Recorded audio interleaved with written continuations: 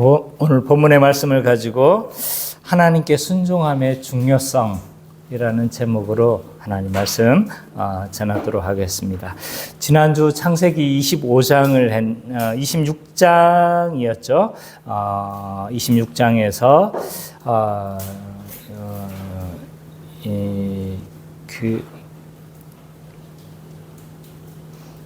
26장 전체의 메시지가 이제 하나님께서 아브라함에게 행하셨던 것처럼 그 아들 이삭에게도 함께 하시겠다는 이런 내용이 이제 핵심 내용이었는데 이 과정들을 좀 잠깐 살펴보도록 하겠습니다. 26장은 창세기 전체 문맥에서 굉장히 이질적인 문맥이라고 했습니다. 그래서 야곱과 에서 이야기가 그 앞에도 펼쳐지고 그 뒤에도 펼쳐지는데 갑자기 이제 이삭의 이야기가 갑자기 끼어드는 이런 구조로 되어졌다고 했습니다. 그래서 이런 26장을 이렇게 딱 그렇게 한 건 다 이유가 있거든요. 창세기 3장도 이유가 있어요. 그 다음에 이제 창세기 38장도 보면 끼어드는 구조거든요. 근데 그것도 보면 다 이유가 있는 거예요. 그러면 오늘 본문도 합당하게 추론을 할 수 있는 거죠. 이게 왜 어떤 이유를 가지고 있는가, 우리는 좀 생각해 봐야 할 것입니다. 그러면 이제 문맥 전체를 좀 살펴보면 1절과 5절까지 살펴보면 이제 아브라함에게 약속했던 12장의 언약을 다시 한번 언급하고 있습니다. 그래서 이런 언급은 누가 이제 이 언약을 계승했다는 거예요.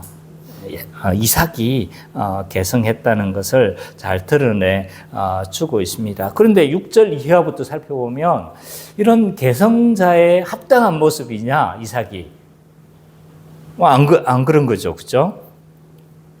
그래서 이 굉장히 연약한 모습을 드러내고 있습니다. 아브라함과 이 비슷한 연약함인 거죠. 그게 뭐냐면 그랄에 거주하면서 아브라함과 같이 아내 리브가를 누이라고 그렇게 속였습니다. 그래서 옛날에 전 성경을 잘 몰랐을 때는 왜 했던 이야기가 또 앞에 했던 이야기가 또 있지 뭐 이런 생각을 했던 적이 있었습니다. 어쨌든 비슷한 이런 이제 연약함을 드러내고 있어요. 이런 이삭의 행동은 아브라함의 동기가 똑같은 거예요. 아브라함도 그 앞에서 우리가 살펴보면 아브라함은 하나님에 대한 신뢰함이 부족했던 거죠. 그래서 이 이삭도 하나님의 보호하심을 믿지 못하고 그렇게 이제 속이는 모습이 드러나고 있습니다.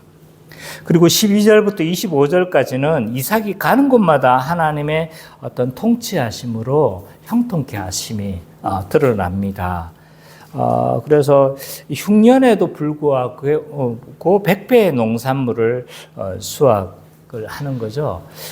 저는 이게 어떻게 100배가 이렇게 될까? 저도 농사를 해본 사람인데 제가 직접 하지는 않았지만 우리 부모님이 한 걸 내가 봤는데 어떻게 100배가 이루어질까 이렇게 했는데 이제 그쪽에 이스라엘에 다녀왔던 성서지리학의 이제 교수님이 그 부분을 이제 설명을 해주더라고요. 약간 과정은 있지만 그거에 따라서는 굉장히 많은 소출이 확 이렇게 이루어진다고 하더라고요. 그래서 이제 비가 어떻게 오느냐. 이런 거에 따라서 엄청나게 이제 그 수확량이 달라진다는 이야기를 들었습니다. 어쨌든 이 100배의 농산물을 수확함으로 하나님께서 이렇게 축복을 하시죠. 이런 축복의 비결은 하나님의 통치하심의 비결이다. 그래서 하나님의 통치는 항상 인간에게 복으로 연결되어진다. 그것도 설명을 했었죠. 근데 이런 하나님의 축복하심이 이방인들에게는 질투함으로 이제 드러난 거죠. 굉장히 질투함으로 이 이삭을 방해를 하는 겁니다. 그래서 이제 어떻게 하면 이삭을 못 살게 굴까? 어떻게 하면 이삭의 이런 형통함을 막을 수 있을까? 딱 제일 좋은 게 뭐냐면 이제 우물을 막는 거예요. 우물. 왜냐하면 우물은 그곳에 사는 사람의 근거진 거예요. 그래서 물을 없애버리면 살 수가 없는 거잖아요. 그죠? 그래서 우물을 다 덮어버리는 거죠. 예, 그래서 이 우물을 덮었지만 또 쫓겨나가서 또 파면 우물을 또 파주고 또 쫓겨나가서 또 파면 또 우물이 막 드러나는 거고. 그래서 이렇게 쉽게 물을 찾을 수가 있는 것이 아닌데 이렇게 하나님께서 계속적으로 형통함을 줍니다. 그리고 나서 26절부터 33절까지는 이제 브엘사바에서 아비멜렉과 이 언약을 맺어요. 이 언약은 이제 이삭이 요구한 언약이 아닌 거죠. 아비멜렉 편에서 언약을 요구하고 있다. 왜? 이대로 가다가는 하나님께서 계속 축복하고 축복하니까 뭐 할 것 같은 거예요? 완전 자기 세력들을 다 덮을 것 같은 거예요. 그래서 뭘 하냐면 대대에 이르기까지 우리 침략하지 말고 서로 것을 하지 말자라고 이제 호혜를 베푸는 것 하지만 사실은 누구에게 지금 샬롬을 요구하고 있는 겁니까? 아비멜렉에게 지금 이삭에게 샬롬을 베풀어 달라고 그렇게 지금 간청을 하고 있는 거다. 조금 속된 말로 말하면 액을 볶으라고 있는 거예요. 지금 막 안 될 것 같으니까. 그래서 이제 이 하나의 어떤 이 끼어드는 구조로 들어있는 26장 전체에서는 어떤 메시지를 던져주느냐라고 했었을 때 굉장히 복선을 깔고 있는 거예요. 뭐냐 하면 아브라함과 같은 유사한 일생들을 보여주는 거예요. 아브라함이 했던 실패를 그대로 보여주고 또 아브라함이 받았던 복을 그대로 다 받게 하는 거죠. 조약 맺는 것까지 어떻게 했습니까? 똑같잖아요. 그러면 이제 서로 이렇게 중첩되게 만드는 거예요. 그럼 아브라함에게 하나님께서 함께 하셨던 것처럼 그 자녀에게도 이삭에게도 뭐 하시겠다는 거예요?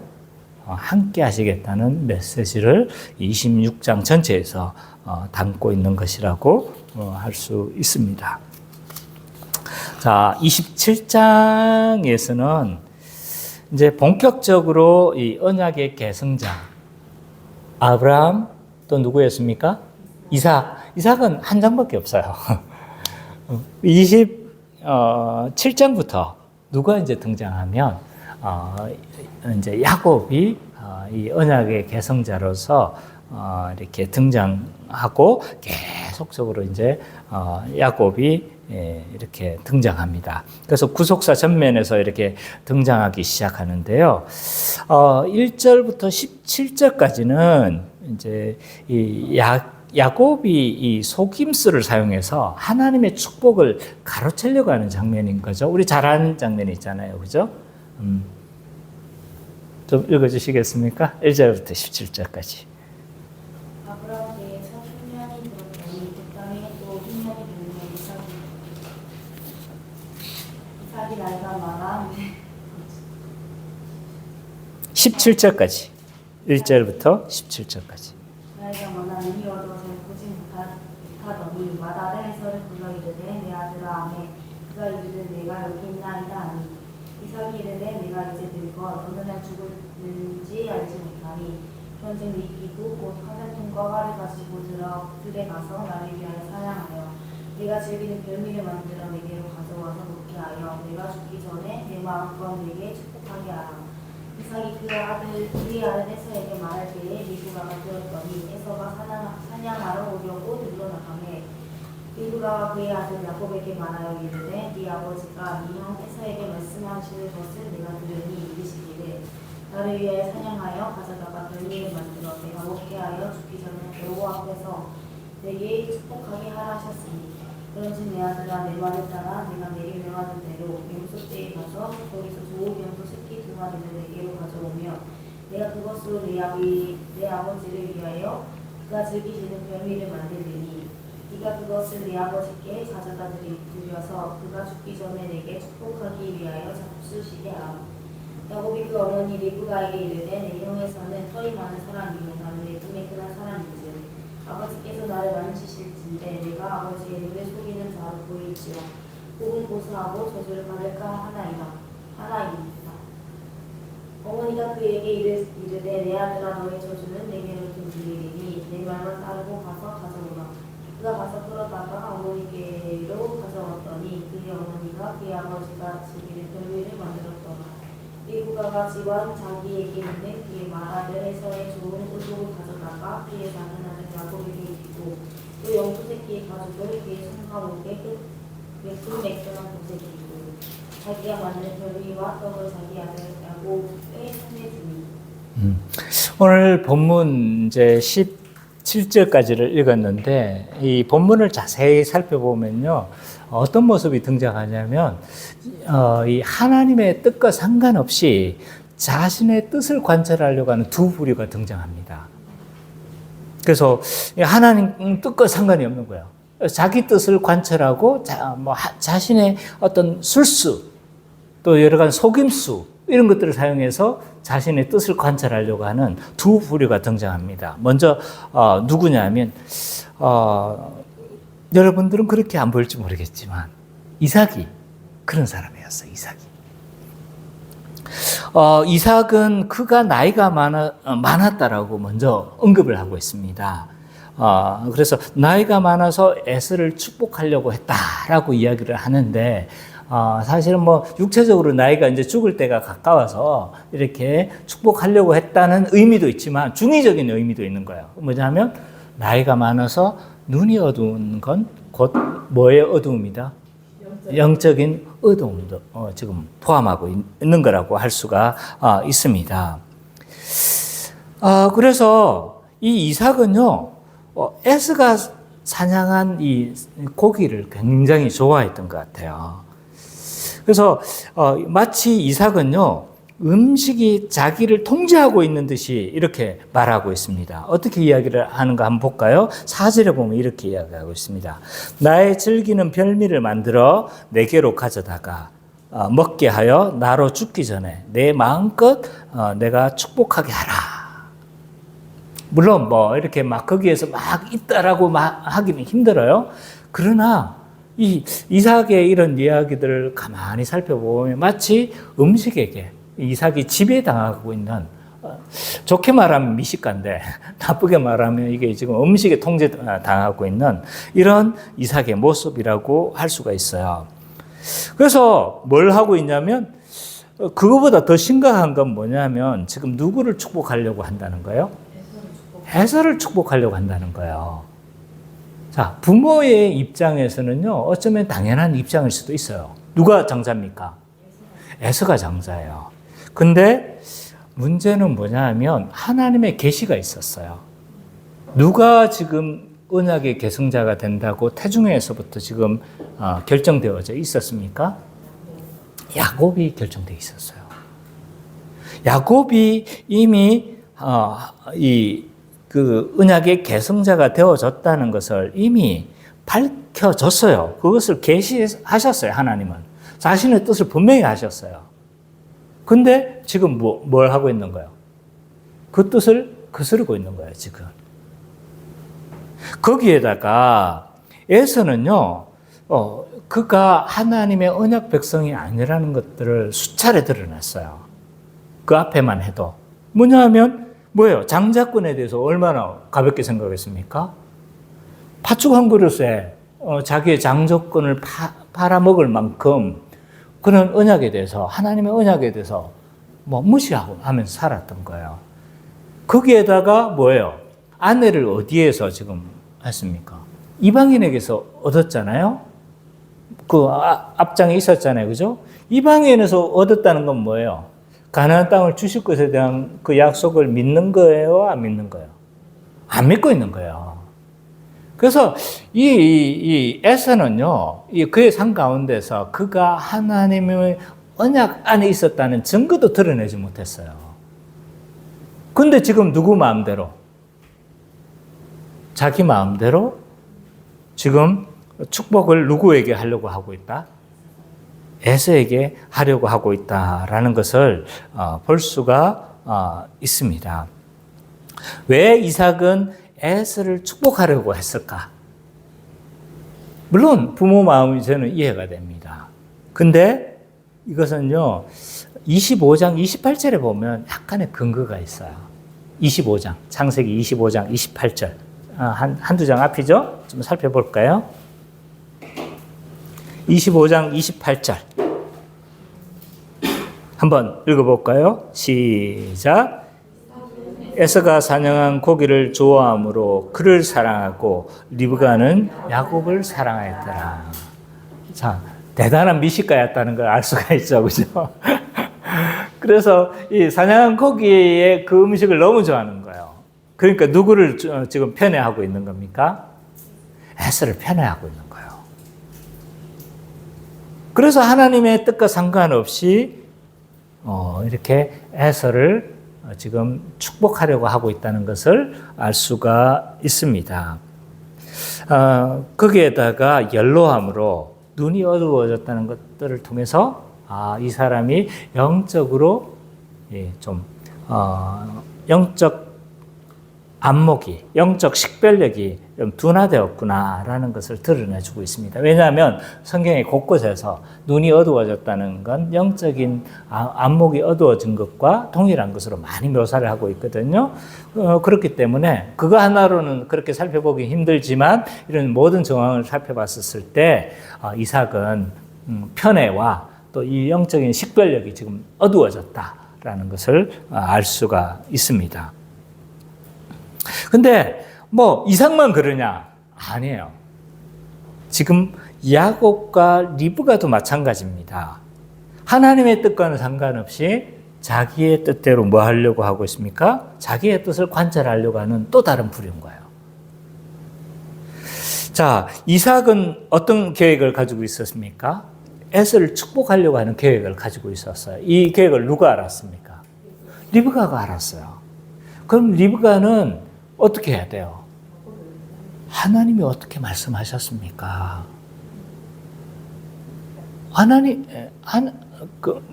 하나님이 이렇게 하셨는데, 하나님이 이렇게 언약의 계승자로 야곱을 삼았는데, 야곱을 축복해야지요.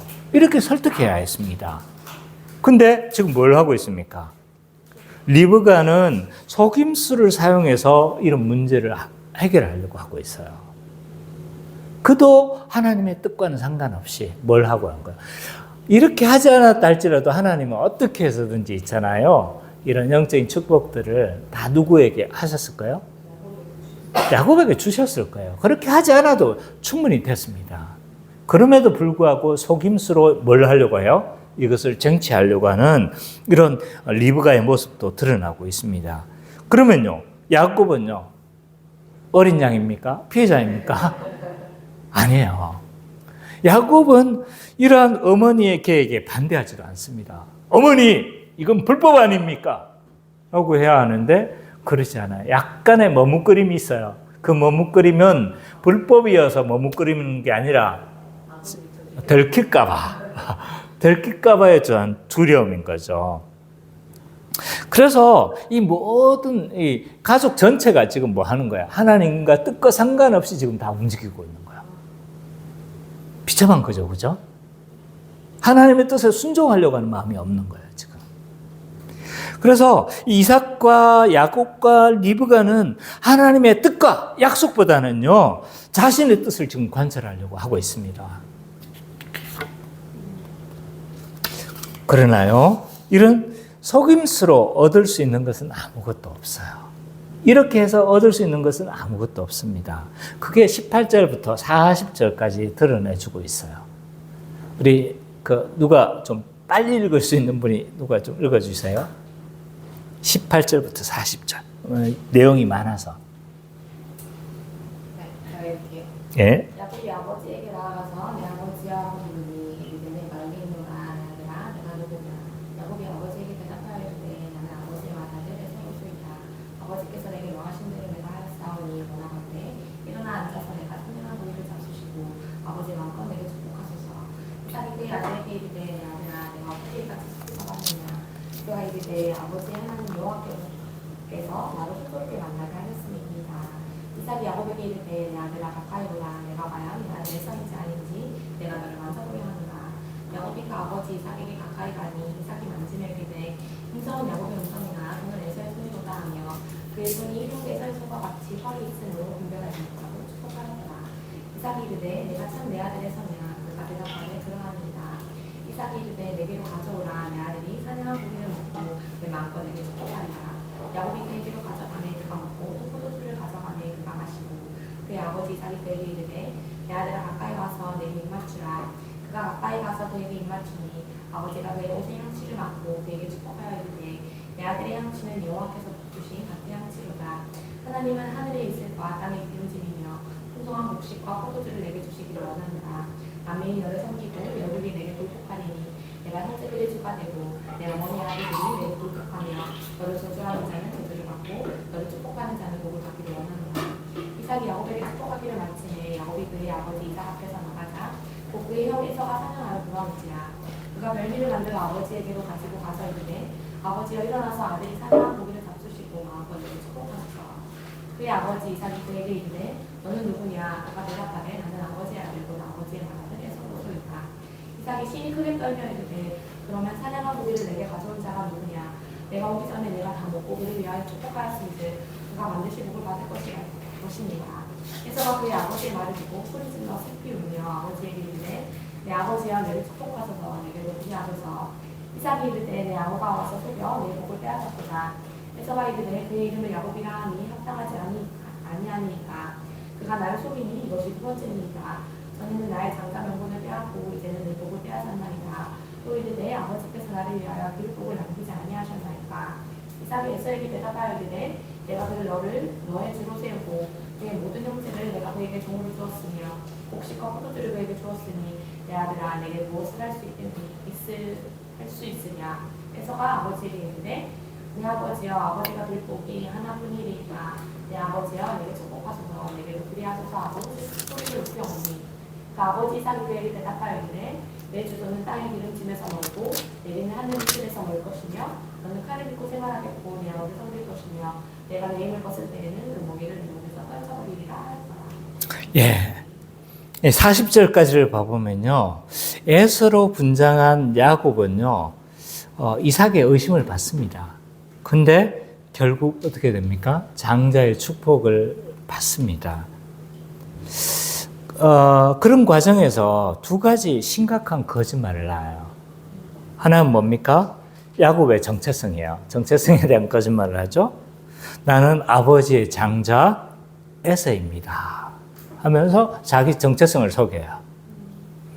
그리고 그 다음에 거짓말은 뭐냐 하면 하나님에 대한 모독의 거짓말을 해요.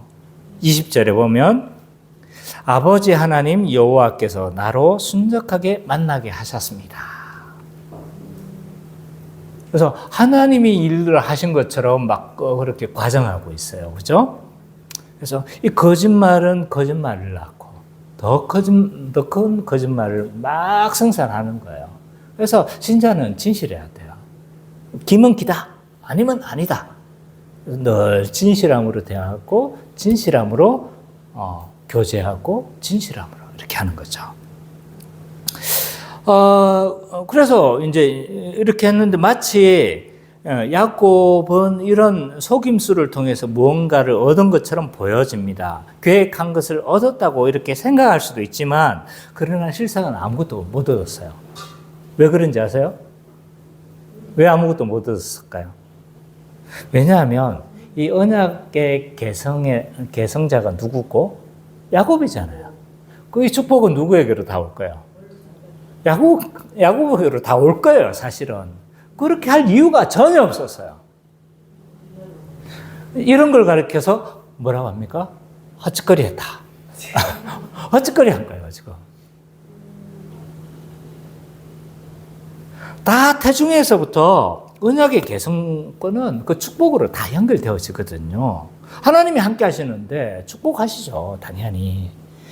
그래서 이 다 축복권은 다 이 야곱에게 정해져 있었던 것임에도 불구하고 이렇게 했으니까 뭐 이삭은 이걸 해가지고 얻을 게 하나도 없었던 거죠. 참, 야곱은요. 그럼 이삭은 어떻습니까? 이삭은 원하는 것을 얻었을까? 이삭은 앞에서도 이야기했지만 맛있는 음식을 사랑했어요. 그래서 맛있는 음식을 공급하는 에서도 뭐 하는 거예요, 지금? 사랑한 거죠. 그래서 에서를 축복하려 했는데, 누구한테 속았다는 거 알고 있습니까? 야곱에게 속았다는 걸 뒤늦게 깨닫는 거죠. 이때 야곱의 반응이 어떤지 아세요? 이걸 알았을 때. 그게 33절에 나와 있어요. 심히 떨었다. 근데 이거 히브리어를 보면요. 굉장한 강조용법입니다. 그냥 이렇게 이렇게 뜬 정도가 아니고, 뭐 이런 거예요. 부들부들 뜨는 거예요, 지금. 뭔가가 이 상황에서 뭔가 막 중대한 어떤 변화가 있었던 거예요. 그래서 왜 부들부들 떨었을까? 칼빈 주석에는 이렇게 해석하고 있습니다. 칼빈 누군지 아시죠? 우리 장로교의 개혁주의의 원줄기라고 할 수 있는 거잖아요. 그죠? 그래서 우리 장로교라는 이름 붙으면 칼빈을 이제 원뿌리로 하는 사람들이잖아요. 그죠? 칼빈은 이렇게 이 부분을 해석하고 있습니다. 이삭은 이 사건을 통하여 하나님의 예정을 깨달은 것이다. 그래서 에서를 축복하려 했던 자신의 실수를 그제서야 깨닫고 두려움에 사로잡혔다. 라고 그렇게 해석을 하고 있습니다. 그러니까 자기 마음대로 에서를 축복하려고 했던 거예요. 근데 누구를 지금 축복했어요? 비록 속았지만 야곱을 축복한 거예요. 그럼 하나님의 그 섭리를 좀 거스를 수 있었던 겁니까? 못 거스렸던 거예요. 못 거스렸던 거죠. 자기의 잘못도 깨달았고 하나님의 섭리도 거스를 수 없다는 것도 깨닫고 거기서 두려움에 뭐 했던 거예요? 부들부들 떨었다라고 그렇게 해석을 하고 있습니다. 이삭과 또 야곱은요 자신의 뜻을 관철하려고 했어요. 그러나 이로 인해서 얻을 수 있었던 건 하나도 없고 하나님의 섭리도 거스를 수 없다는 것을 이 문단에서는 우리가 볼 수 있는 거죠. 이런 불순종의 결과가 어땠을까? 심각한 대가를 치릅니다. 그게 41부터 46절까지예요. 우리 예준이가 한번 읽어줄래요? 41절부터 46절.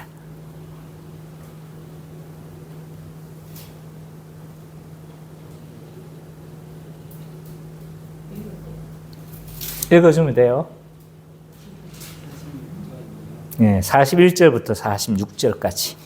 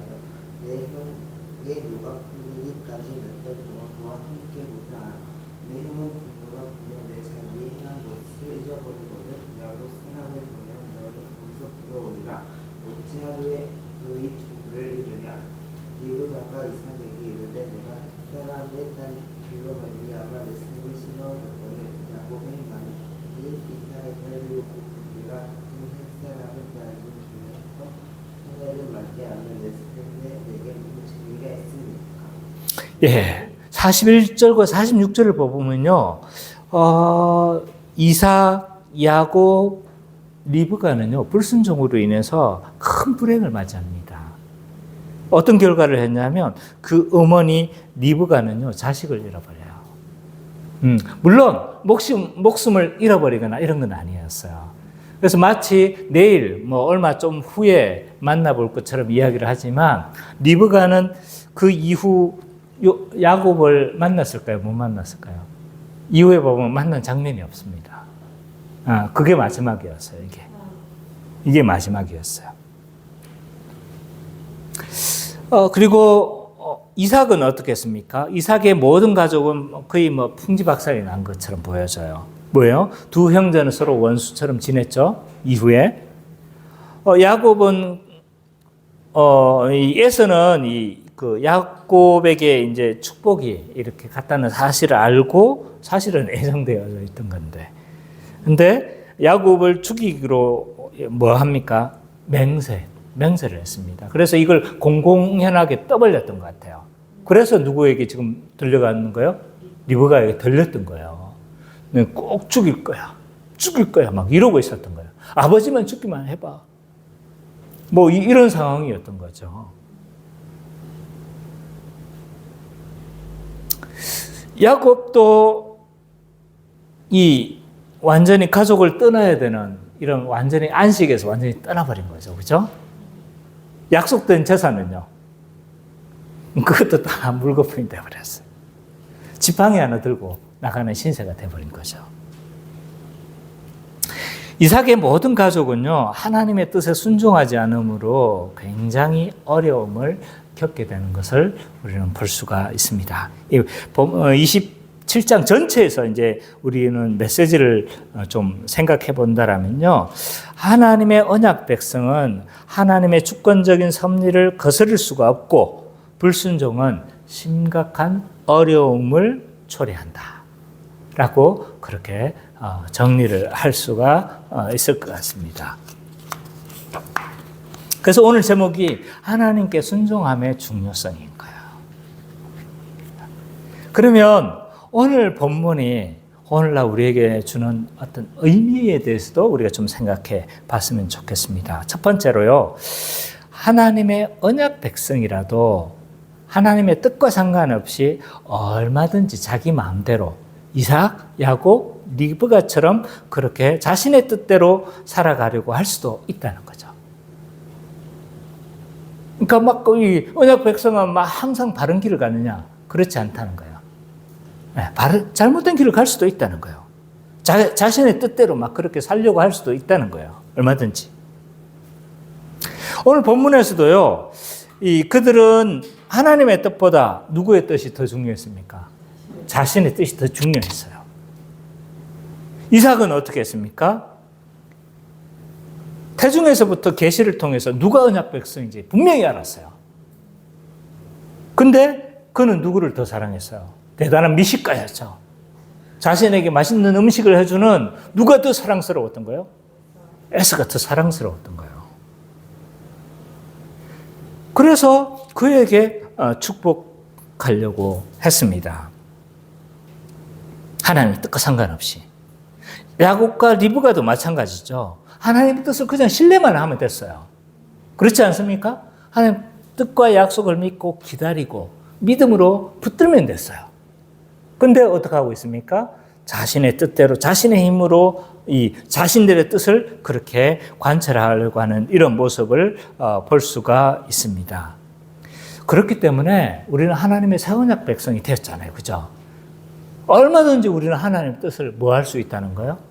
우리를 인격적인 존재로 만드셨기 때문에 하나님 뜻에 순종하지 않고 자기 뜻대로 마음대로 그렇게 살아갈 수도 있다는 거예요. 그렇게 살려고 할 수도 있다는 거죠. 자, 왜 이런 상황들이 발생할까요?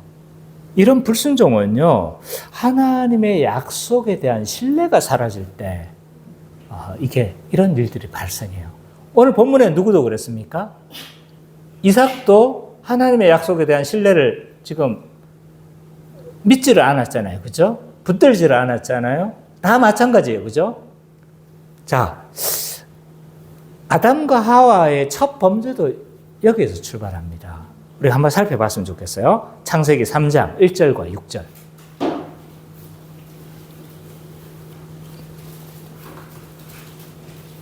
성민이가 한번 읽어주세요. 3장 1절에서 6절. 그런데 뱀은 여호와 하나님이 지으신 두 생긴 중에 가장 간교하니라. 뱀이 여자에게 물어 이르되 하나님이 참으로 너희에게 동산 모든 나무의 열매를 먹지 말라 하시더냐.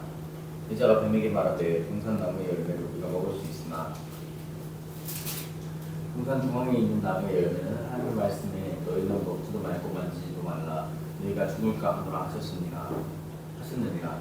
금이 여자에게 이르되 너희가 결코 죽지 아니하니까 너희가 그것을 먹는다하면 너희 눈이 밝아져 하나님과 같이 되어 선악을 알 줄을 하나님이 아시니라.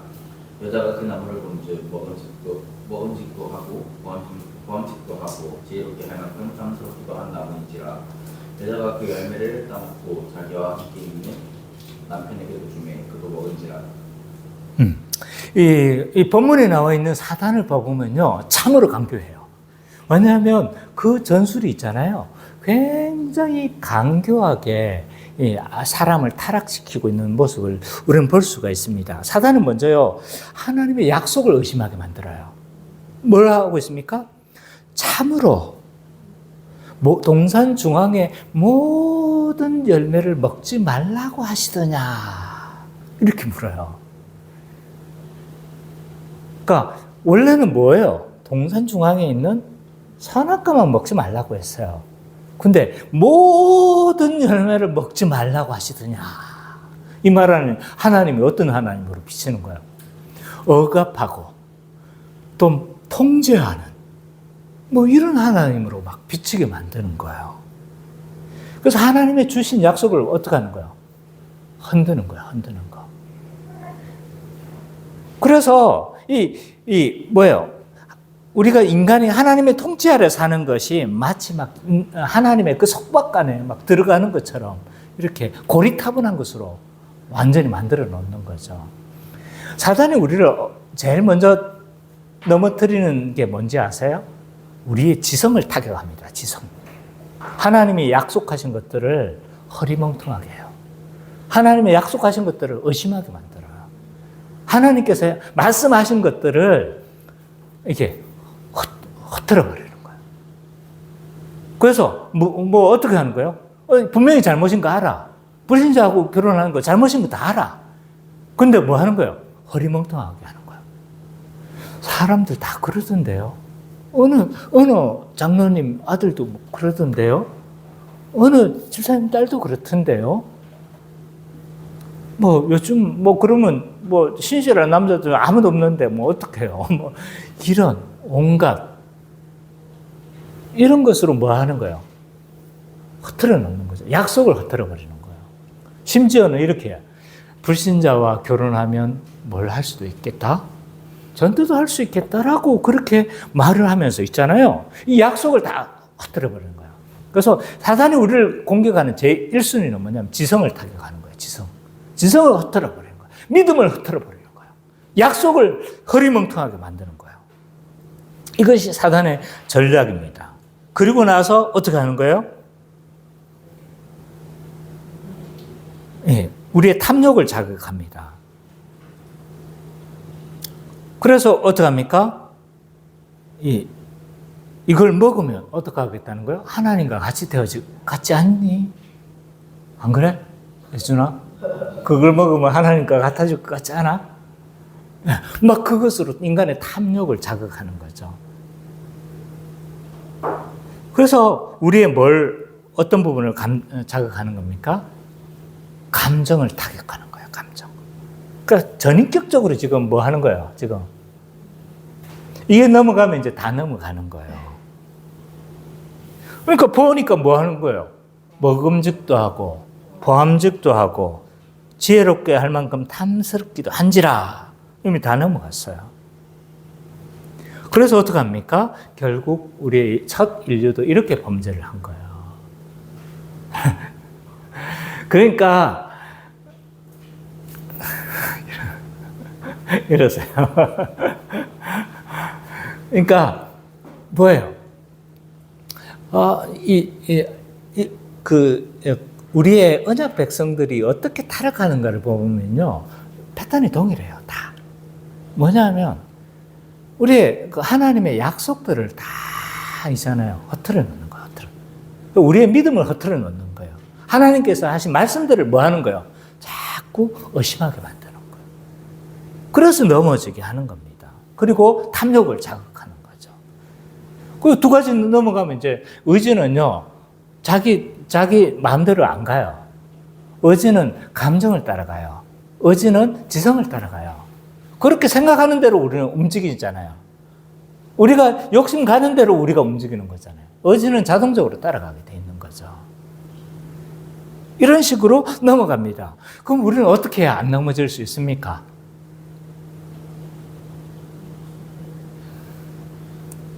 그래서 우리 마음 지킴이 중요한 거예요. 마음 지킴. 그래서 이 마음 지킴을 여러 용어로 우리 선배들은 많이 이야기를 했습니다. 마음 지킴은 김남준 목사님의 뭐 마음 지킴 이런 책도 있잖아요, 그죠? 이런 내용들인 거예요. 우리의 마음을 어떻게 지켜낼 것인가. 또 뭐예요? 존 오웬은 이렇게 청교도에 있던 존 오웬은 이렇게 표현을 했습니다. 죄 죽임과 은혜 살림. 이런 단어로 우리의 마음 지킴을 표현을 했습니다. 그래서 우리의 마음을 지켜내야 되는 거예요. 신자는 그리스도의 십자가를 통해서 죄의 절대적인 지배에서는 벗어났습니다. 죄책에서도 자유해요, 이제는. 그러나 문제는 뭐가 지금 남아있습니까? 죄의 오염이 남아있는 거예요. 오염이 남아있기 때문에 이 죄를 마음대로 활동하도록 내버려두면요, 죄가 점점 우리를 뭐 하는 겁니까? 장악해 나가기 시작하는 거예요.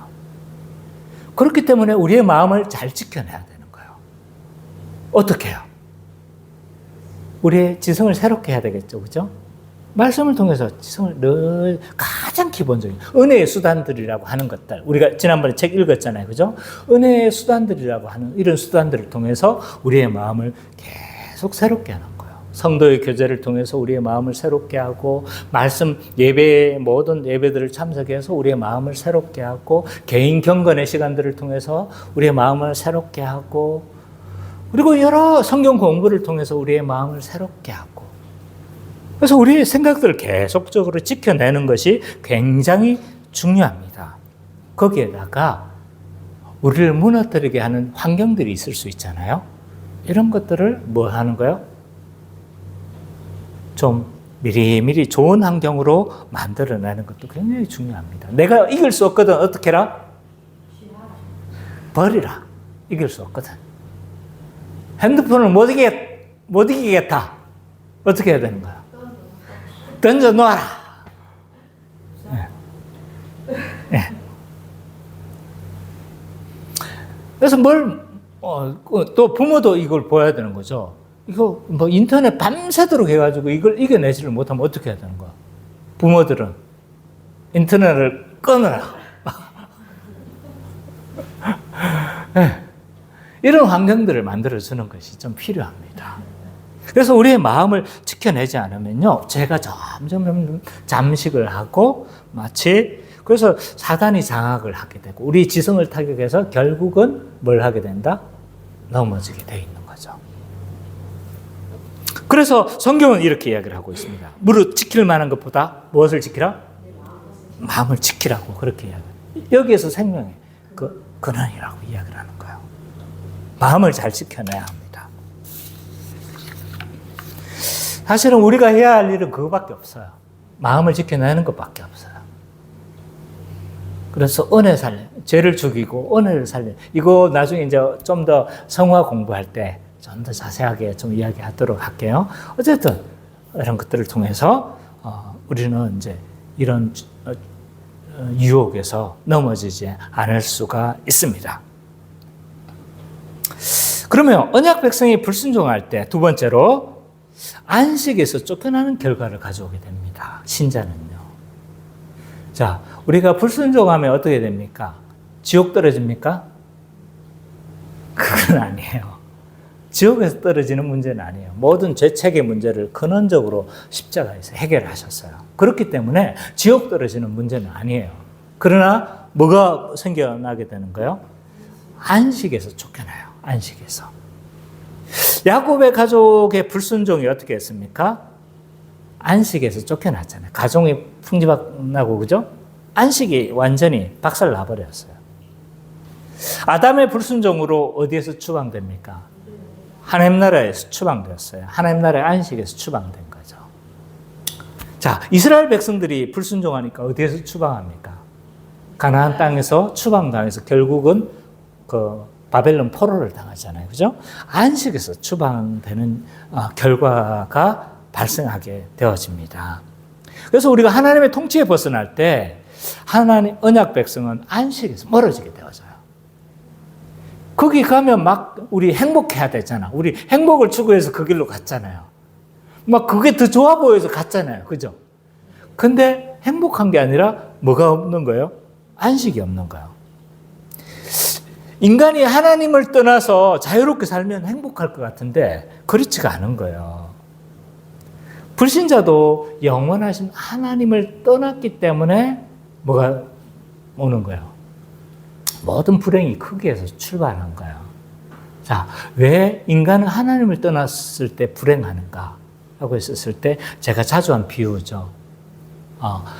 인간이 우리가 죄가 뭐라고 했습니까?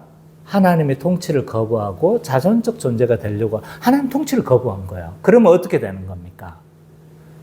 하나님의 그 복에서 떠나는 거잖아요. 그죠? 하나님 통치에서 벗어나는 거예요. 하나님의 영원하신 공급에서 벗어나는 거예요. 하나님의 그 영원성에서 벗어나서 뭐가 되는 거예요? 하나님의 영원한 존재지만 우리는 뭐예요? 불완전하고 결핍된 존재예요. 그럼 그 하나님을 떠나면 어떻게 돼요? 영원하신 공급에서 단절되니까 어떻게 합니까? 결핍된 존재가 되는 거죠. 그래서 죄는 뭘로 드러나느냐? 타락은 뭘로 드러나느냐? 결핍으로 드러나요. 결핍.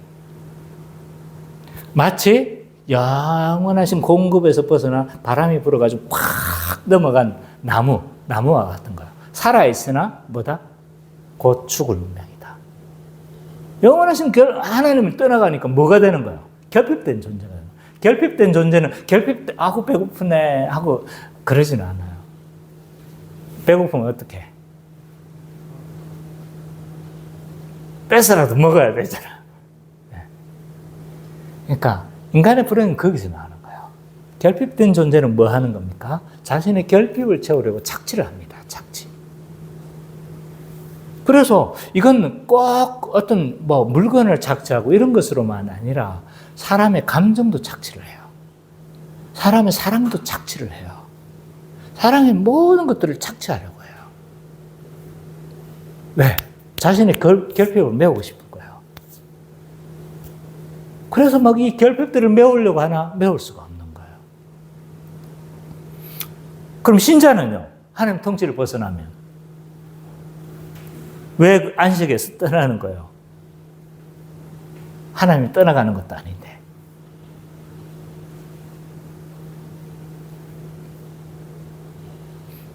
근본적인 이유는 성령님의 탄식 때문이에요. 성령님의 탄식. 우리는 가끔씩 이렇게 하나님을 떠나 죄의 상태 가운데 있을 때가 있죠. 정말 쓰레기입니까? 아니죠. 우리는 다 쓰레기잖아요. 그죠?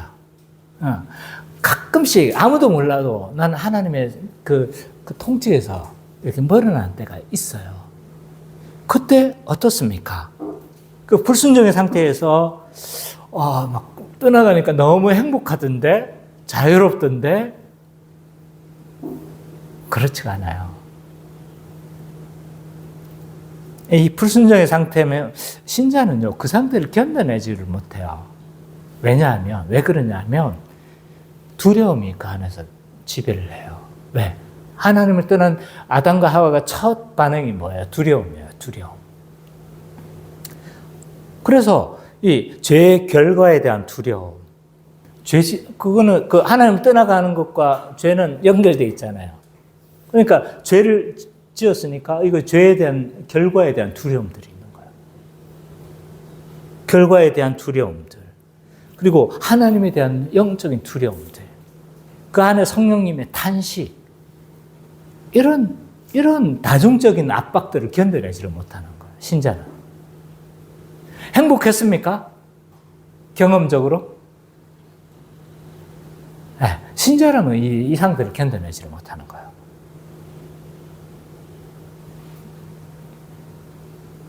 그래서 우리가 하나님의 이런 통치에서 벗어났을 때 불순종은 이 안식을 상실하는 결과를 가져오게 되어지는 겁니다.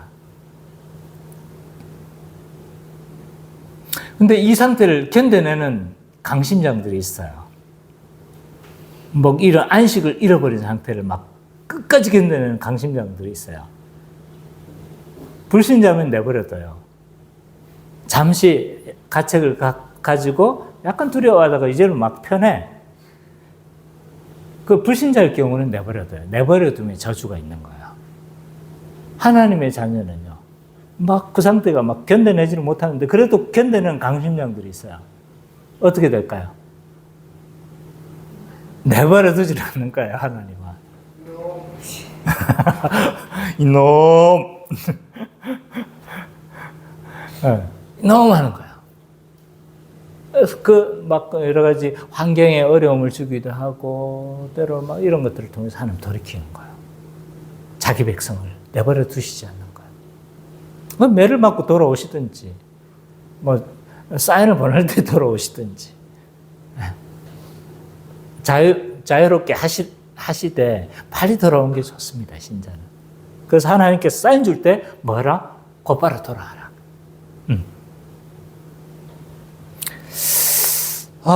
마지막 세 번째로 하나님의 언약 백성은 이 모든 것이 하나님의 주권 안에 있음도 알아야 됩니다. 이삭이 하나님의 뜻을 저버리고 자신의 뜻대로 에서를 축복하려고 했어요. 그죠? 근데 하나님은 뭐예요? 결국 언약의 계승권자가 누구였습니까? 야곱이었잖아요. 그죠? 야곱을 하나님은 속임수였지만 그 속임수를 사용해서 그 축복을 누가 받게 하는 거예요? 야곱을 받도록 하게 하시는 거죠. 새 언약 백성도 교회도 있잖아요. 새 언약 백성인 교회도 우리의 모든 상황들이 하나님의 주권과 섭리 아래 있음을 늘 기억해야 합니다. 자, 우리의 과거도 있잖아요. 하나님의 섭리 안에 있었습니다. 그래서 너무 과거에 붙들려서는 안 돼요. 어떤 사람은 너무 과거에 붙들린 사람이 있잖아요. 그죠? 막 그래서 어떤 사람을 용서하지 못하고 한 30년에 복수의 칼날을 가는 사람이 있어. 네. 그건 참 옳지 못한 방법. 자기를 끝까지 파괴한 막 극으로 몰아가는 사람인데, 물론 그 상처가 컸겠죠. 그래서 너무 과거에 붙들리지도 말아야 됩니다. 그래서 인간이 참 상처받기 쉬운 존재는 맞아요. 제가 한 5년을 한 6년 정도를 어떤 말 하나 때문에 굉장히 힘들었던 적이 있었어요. 중고등학교 때 받은 상처인데, 그 누나, 그 누나는 아닌데 또 다른 누나가 있거든요. 내가 멘토로 생각하는 누나가 있는데, 그 누나가, 굉장히 이렇게 막, 우리 간식 나오면 그냥 먹어야 되는데, 막 이야기하다가 그러다가 이제 기도하고 이렇게 먹잖아요. 근데 그게 너무 먹고 싶었던 거예요, 내가. 그래서 꿀꺽했거든요. 꿀꺽했는데 그 누나가 그걸 봤어. 보고 뭐라고 그랬냐면, 지영아, 너 먹고 싶구나. 장난으로 한 말이었는데 이게 나한테는 크게 상처가 됐던 거예요. 그래서 음식만 나오면 어떻게 해야 될지 내가 몰랐어. 침 안 넘기는 걸 안 들키고 싶은 거야, 이게. 그러니까 더 당황스럽고, 더 이게 자연스럽지가 않더라고요. 그걸 극복하는데 꽤 오랜 시간이 걸렸어요. 참 사람이 약하죠, 그죠? 지금 생각해보면 아무것도 아닌데, 그거 하나 때문에 오랜 시간 막 상처에 사로잡혀 있는 거예요.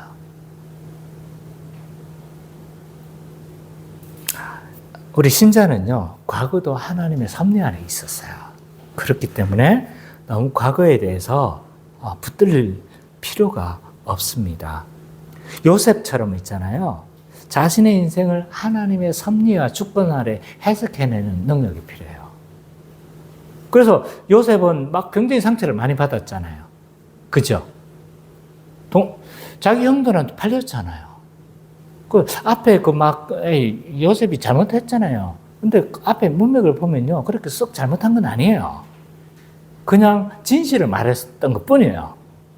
자기 직무를 그냥 최선을 다했는데 그거에 미움을 당한 건데 어쨌든 그거 하나 때문에 형들의 미움을 많이 당해가지고 뭐 팔려가지고 노예가 돼버렸잖아요. 죽을 뻔하다가 겨우 살아나고 노예가 됐는데 근데 46장에 봐보면요. 뭐라고 이야기를 하냐면 뭐라고 요셉이 해석을 해내냐면 이렇게 이야기를 해요. 하나님이 나를 이곳에 형들이 나를 보낸 것이 아니고 하나님이 나를 이곳에 보냈다라고 그렇게 자기 인생을 해석해요. 그러니까 이런 능력이 우리에게 필요한 거예요. 하나님의 그 주권 안에서 하나님의 섭리 아래서 자신의 인생을 해석해내는 능력. 이게 우리에게는 굉장히 필요한 것 같습니다. 그래서 과거를 그렇게 해석해내고 하나님이 이렇게 하셨구나. 그렇게 하나님의 그 주권들을 우리는 바라볼 수 있어야 합니다.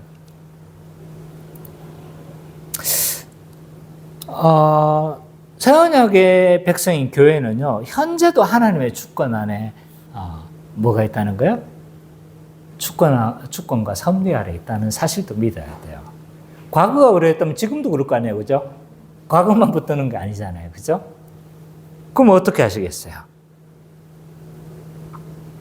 현재 우리가 당하는 여러 가지 일들에 대해서 너무 낙심할 필요 없어요.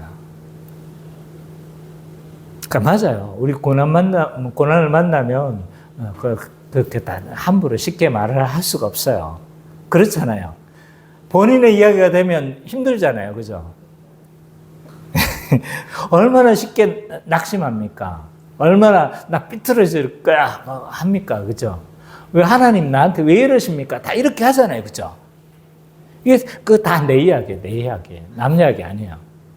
내가 그랬거든요. 근데 그 모든 상황 가운데서 뭘 하시는 거야? 하나님이 주권적으로 섭리하고 계시다는 사실들을 우리는 바라볼 수 있는 눈이 있어야 돼요. 하나님께서 나를 붙드시고 1분 1초도 있잖아요. 1초의 단 0.1초의 순간도 하나님의 섭리에서 벗어날 수가 없어요. 우리가 숨 한 번 쉬는 그 순간도 있잖아요. 하나님의 섭리에서 벗어날 수가 없어요. 그래서 이런 상황들이 우리에게 주어질 때 우리가 해야 될 딱 행동은 딱 두 가지밖에 없어요. 그것들을 딱 섭리를 생각해 보면서 회개하든지 믿음으로 붙들든지. 회개한다는 건 가끔씩 우리에게 주어지는 고난들이 하나님의 깨닫게 하는 고난일 수도 있거든요. 그때는 어떻게 해야 되는 거예요? 회개하는 거예요. 돌이키는 거예요. 돌아서는 거예요. 그리고 아무리 생각해도 나의 잘못이 없어. 그럼 어떻게 하는 거예요? 하나님의 약속을 믿고 계속 붙드는 거예요. 그냥. 내가 뭐라고 합니까? 이런 사람들은 어떻게 해야 된다고요? 꾹 뭐라고요? 참으라고. 그 수밖에 없어요. 요 수밖에 없어요. 그래서 하나님이 지나가고 나면 그 상황들 가운데 하나님의 그 섭리를 우리는 바라볼 수가 있는 거죠. 그 순간은 바라보기 정말 힘듭니다. 그리고 새언약 백성인 교회는 우리의 미래도 누가 주관하신다는 사실을 믿어야 합니까? 하나님께서 우리를 붙드신다는 사실을 믿어야 돼요. 우리 미래를 생각하면 답답하잖아요. 그죠? 삽니다며.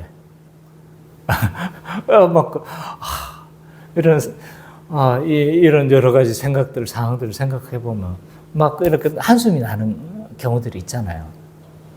하나님 왜 이렇게 허락하시지 않지? 이런 답답한 상황들이 있잖아요. 그죠? 이렇게 열어주시면 좋겠는데 또 직장, 지금 취업을 앞둔 친구들은 막 이런 여러 가지 생각들이 많은 거예요. 과연 저런 데 내가 들어갈 수 있을까? 이런 생각? 내가 시험에 합격할 수 있을까? 뭐 이런 여러 가지 생각들. 근데 그 모든 상황들 누가 섭리하고 있다는 사실을 믿어야 되는 거예요? 하나님께서 섭리하고 있다는 사실을 믿어야 되는 거죠. 그래서 대학에 떨어질 수도 있어요. 그럴 수도 있다니까요. 근데 그런 사실들을 어떻게 하는 거예요? 우리 믿음으로 잘 해석해내는 것들이 필요한 거죠. 왜? 하나님이 주권적으로 우리를 붙들고 계시기 때문에. 그 사실이 우리에게 가장 복입니다. 그래서 이처럼 우리는 새 언약 백성으로서 하나님께 늘 순종함이 필요합니다. 하나님 뜻에 순종해야 돼. 왜? 그 뜻에 순종하지 않을 때 우리는 안식을 잃어버려요. 그리고 이 모든 상황들 가운데서 뭐 하는 거예요? 하나님의 주권과 섭리 아래서 자신을 해석해내는 이런 능력들을 우리는 가지는 것들이 필요합니다. 그래서 이런 것들을 통해서 우리가 순종하며 또 믿음으로 자신을 해석하는, 자신의 인생을 해석하는 우리 기쁨의 교회 모든 성도님 되시기를 간절히 축원합니다.